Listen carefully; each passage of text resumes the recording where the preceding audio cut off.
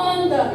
Porque se eu orar, o demônio não sai. Se eu não pregar, a casa não vira. Para de graça, porque a palavra é dele. Quem faz é ele. Quem manifesta o poder é ele. E se ele não tiver, se ele não fizer, sinto muito, não vai acontecer nada.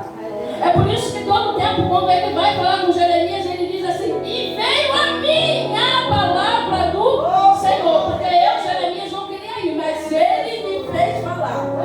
Todo tempo que a palavra não é minha nem a sua, a palavra é dele. Então a Bíblia é bem clara e específica e ela diz: veio a mim a palavra do Senhor, né? Veio a palavra do Senhor a Jeremias dizendo: levanta-te e desce à casa do oleiro, e te farei ouvir as minhas palavras. Preste atenção, Deus não estava corrigindo Jeremias.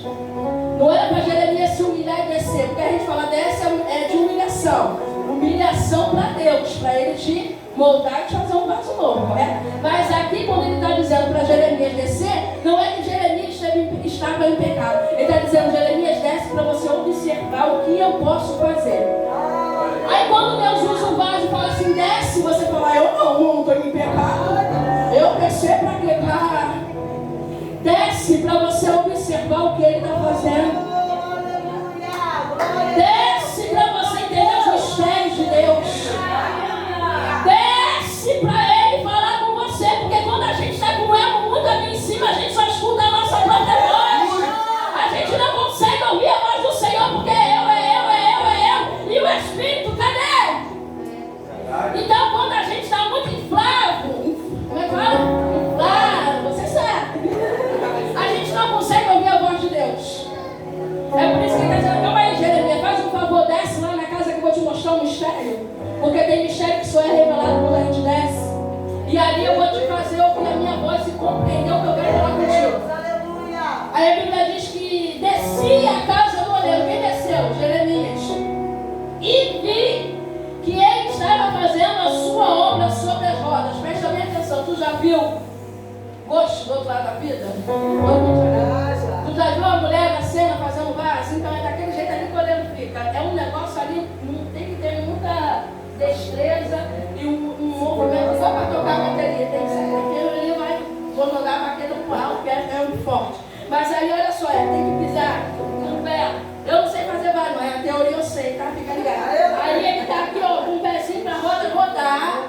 E conforme a roda roda, pastor Ciro, as mãos têm que nascer moldar.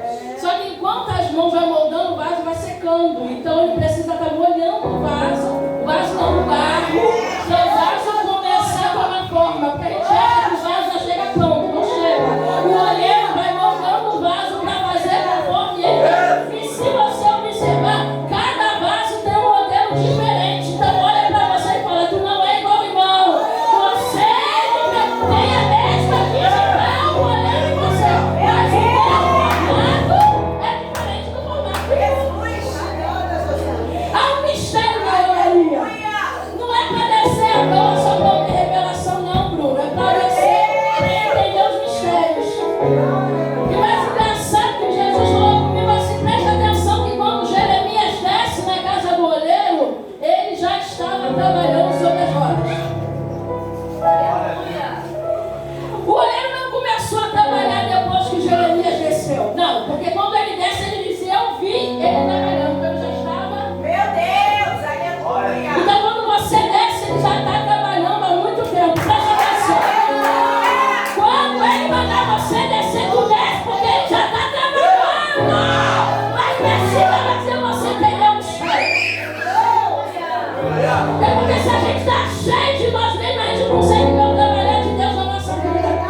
E é por isso que ele diz: desce, Jeremias, que eu vou te mostrar um negócio lá dentro. Aí Jeremias: opa, eu vou ver como ele trabalha. Aí Deus falou: não, tu vai ver como eu trabalho. Tu vai acompanhar o meu trabalho. Porque quando ele desce, ele já está ali no movimento, minha mãe, já está fazendo vaso. Aí quando ele vai descer e vai fazendo vaso com as suas mãos, ele observa uma coisa. Primeiramente, que o vaso é de quê? Mas a Bíblia fala de outros vasos, né? É o quê? Timóteo, Tito, Leontem. Não é Timóteo, porque eu estou lendo Timóteo. Lê Timóteo, 1º e 2º Timóteo, para você ser um excelente obreiro na casa do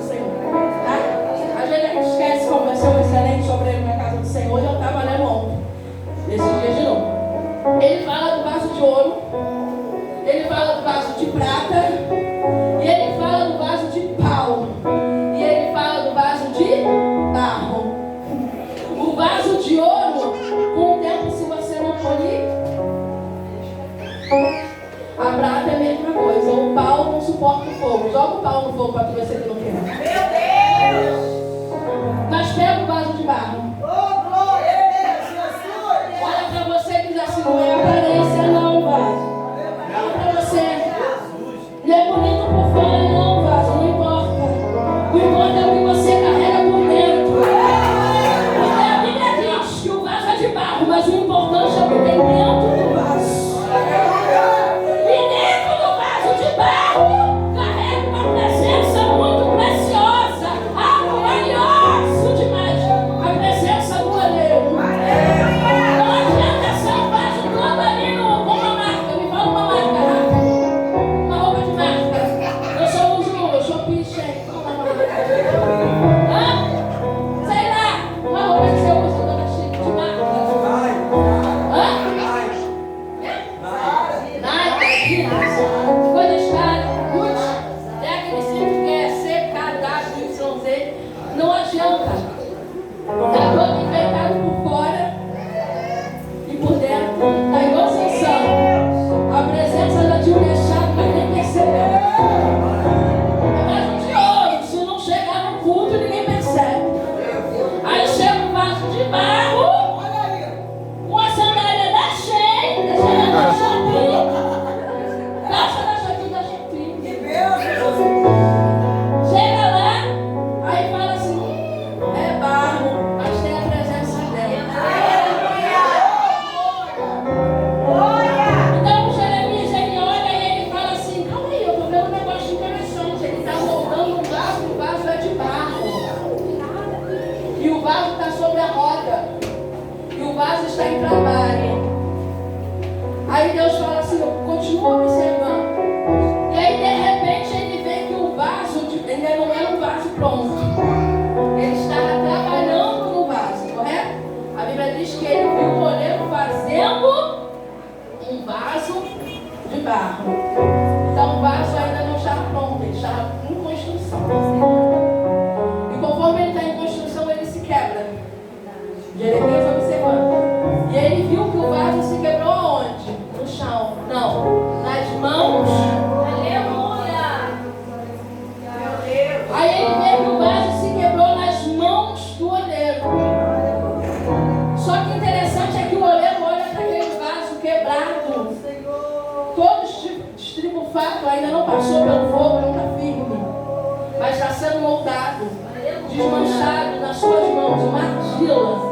E aí ele olha e fala assim, eu poderia muito bem jogar esse barro aqui fora e pegar outro barro ali, porque eu tenho um barro de sobra na minha olaria.